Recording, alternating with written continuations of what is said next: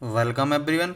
लघुत्तम समावर्त और महत्तम समावर्तक पर ये पार्ट 2 है एलसीएम एससीएफ पर। इससे पहले पार्ट 1 मैं बना चुका हूँ जिसमें मैंने संख्याओं और भिन्नों पर एलसीएम और एससीएफ निकालना बिल्कुल बेसिक जीरो लेवल से बताया हुआ है। यदि आप पार्ट 1 देखना चाहते हैं तो इस वीडियो के डिस्क्रिप्शन में मैं लिंक दे दूँगा, तो वहाँ से आप पार्ट 1 देख सकते हैं। इस पार्ट में एसएससी, रेलवे, बैंक और ओल्ड क्वेश्चन जैसे एलसीएम और एससीएफ पर प्रश्न जिस पैटर्न पर पूछे जाते हैं वे सारे के सारे पैटर्न मैं इस वीडियो में कवर किया हुआ हूँ। ये सारे प्रश्न बहुत ही आसान मेथड से और बहुत ही कम समय में निकालना हम आंसर सीखेंगे। चलिए देखते हैं पहला प्रश्न। दो संख्याएं 3:5 के अनुपात में हैं, उनका लघुत्तम समावर्त 90 है, महत्तम समावर्तक 6 है। संख्याएं ज्ञात कीजिए। हमें एलसीएम 90 दिया हुआ है, एससीएफ 6 दिया हुआ है और संख्याओं का अनुपात दिया हुआ है और संख्याएं हमें निकालना है। सबसे पहले हमें 3:5 में संख्याएं दी हुई हैं, तो एक संख्या हम 3x मान लेते हैं और एक संख्या हम 5x मान लेते हैं। एक संख्या हमारा 3x हो गया, एक 5x हो गया। अब ये फॉर्मूला होता है एलसीएम और एससीएफ आपको दिया हुआ हो, संख्याएं निकालना हो तो पहला संख्या गुणा दूसरा संख्या बराबर एलसीएम गुणा एससीएफ। तो पहला संख्या हमारा 3x है और दूसरा संख्या 5x है और एलसीएम दिया हुआ है 90 यहाँ पे और एससीएफ दिया हुआ है हमें 6।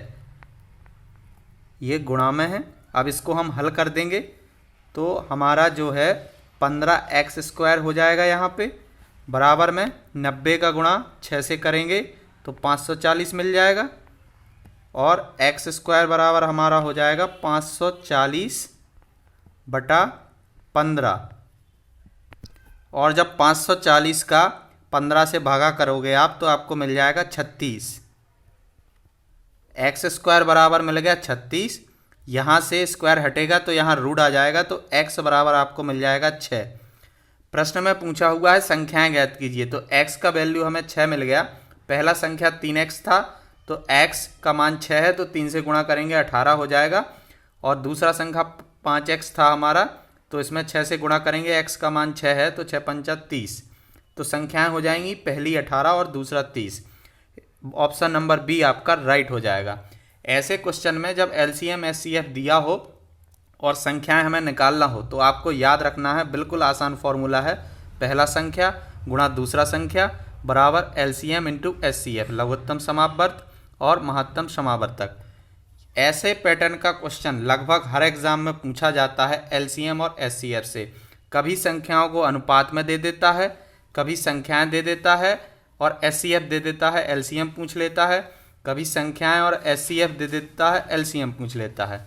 तो ऐसे पैटर्न के क्वेश्चन को आपको गलत नहीं करना है, इसको एक बार अच्छे से समझ लेना है। और यदि एक बार आप किसी भी टॉपिक को मैथमेटिक्स के बेसिक से समझ लिए तो वह प्रश्न आपको एग्ज़ाम में निश्चित ही आसानी से आप उसको बना लेंगे।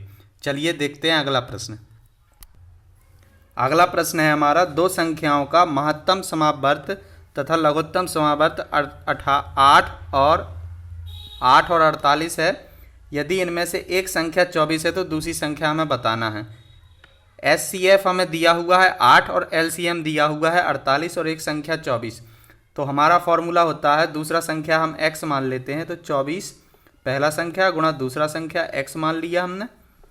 उसके बाद एलसीएम इंटू एससीएफ तो 8 गुणा 48, ये बराबर में है। तो यहाँ से आप 24 को 48 से सीधा काट सकते हैं, 24 दूना 48, 2 इधर 1, तो इधर बचा x बराबर में 8 दूना 16। तो ऑप्शन नंबर सी आपका राइट हो जाएगा। इस फॉर्मूले से आप बहुत आसानी से ऐसे क्वेश्चन को एलसीएम एससीएफ के हल कर सकते हैं। तो इस क्वेश्चन का ऑप्शन नंबर सी हमारा राइट हो जाएगा 16। चैनल पर यदि आप नए हैं तो चैनल को सब्सक्राइब कर लें। इस चैनल पर मैथ और रीजनिंग के पहले ही बहुत सारे टॉपिक पर वीडियो अपलोड कर दिए गए हैं, तो आप वो वीडियो चैनल पर जाके देख सकते हैं। और इस चैनल पर मैथ, रीजनिंग, जीके और जीएस का सेट भी अपलोड किया जाता है, प्रैक्टिस सेट। तो आप उस प्रैक्टिस सेट को देखकर अपना प्रिपरेशन चेक कर सकते हैं। चलिए देखते हैं अगला प्रश्न।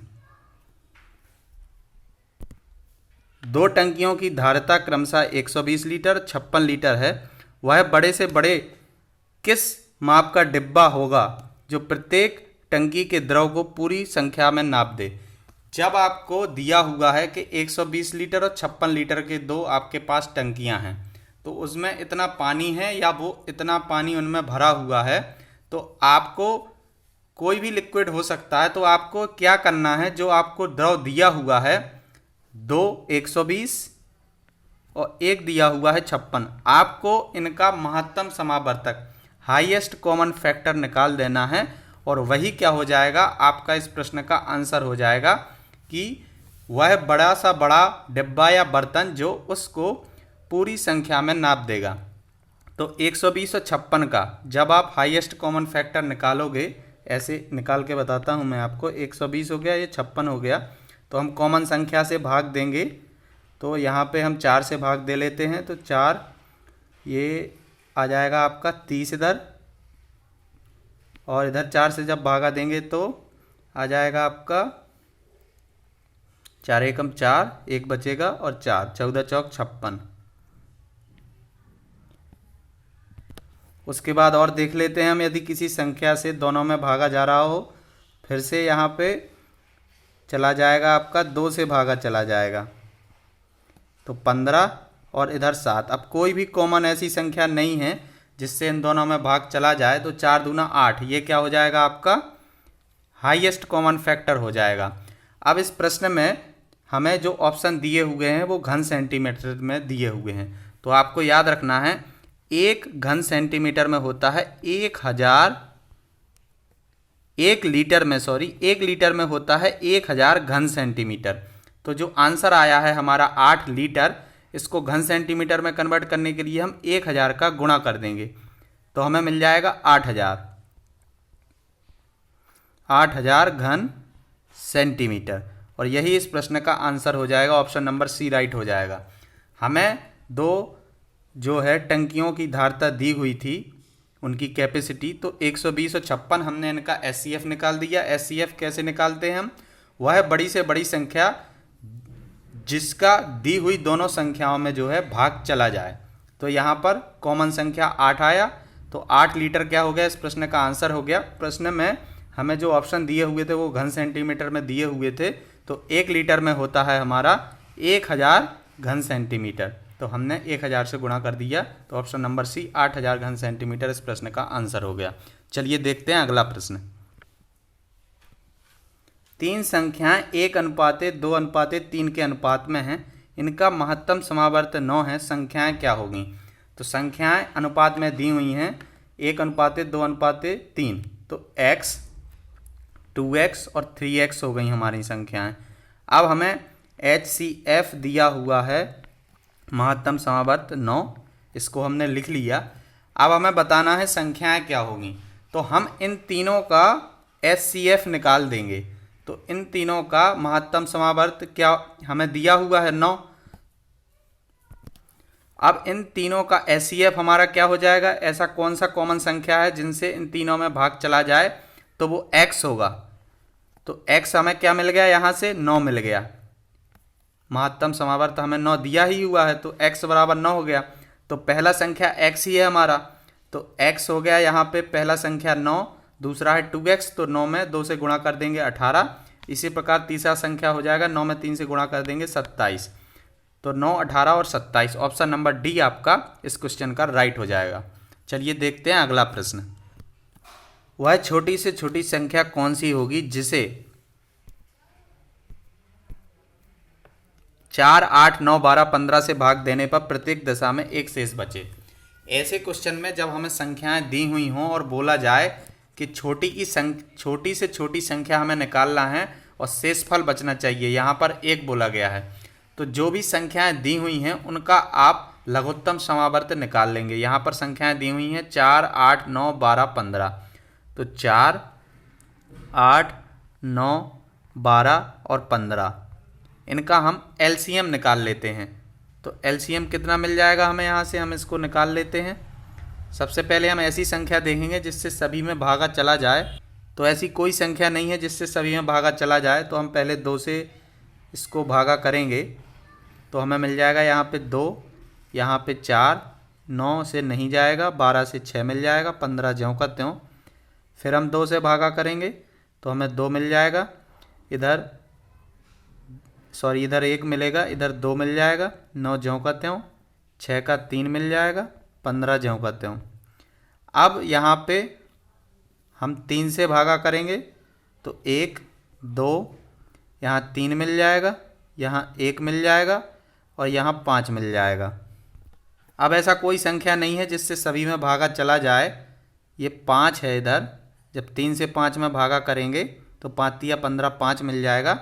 तो 2 दूना 4, 4 तिया 12, 12 दूना 24, 24 तिया 72 और 72 में जब आप 5 का गुणा करेंगे, 72 में 5 का गुणा करेंगे, 5 दूना 10 का 0, 7 पना 35 और 1 36, 360 मिल जाएगा। तो 360 वह संख्या होगी जिससे 4, 8, 9, 12 और 15 में भाग चला जाएगा। हमें शेषफल कितना बचाना है, प्रश्न में बोला गया है 1, तो इसमें हम 1 जोड़ देंगे तो 361 वो संख्या हो जाएगी जिससे इसमें यदि भाग दिया जाए तो प्रत्येक दशा में 1 शेष बचेगा। तो ऑप्शन नंबर डी आपका राइट हो जाएगा। जो संख्याएं दी हुई हैं उनका आपको सिंपल सा एलसीएम निकालना है और जितना शेष बचाने को बोल रहा है उसमें उतना हमें जोड़ देना है। चलिए देखते हैं अगला प्रश्न। वह न्यूनतम संख्या कौन सी होगी जिसे 8, 10, 12 से विभक्त करने पर प्रत्येक दशा में 7 शेष बचे। ये सेम पिछले पैटर्न पर क्वेश्चन है, इसको उसी तरह करेंगे हम। 8, 10 और 12 का एलसीएम ले लेंगे और उसके बाद उसमें हम 7 जोड़ देंगे। यदि इस वीडियो में या एलसीएम और एचसीएफ के किसी भी क्वेश्चन में आपको कोई डाउट है तो आप कमेंट में उसको पूछ सकते हैं, मैं निश्चित ही वो डाउट आपका दूर कर दूंगा। और इस क्वेश्चन का आंसर आपको कमेंट बॉक्स में बताना है। चलिए मिलते हैं अगले वीडियो में। और यदि चैनल को सब्सक्राइब नहीं किया है तो चैनल को सब्सक्राइब कर लें। Thanks for watching.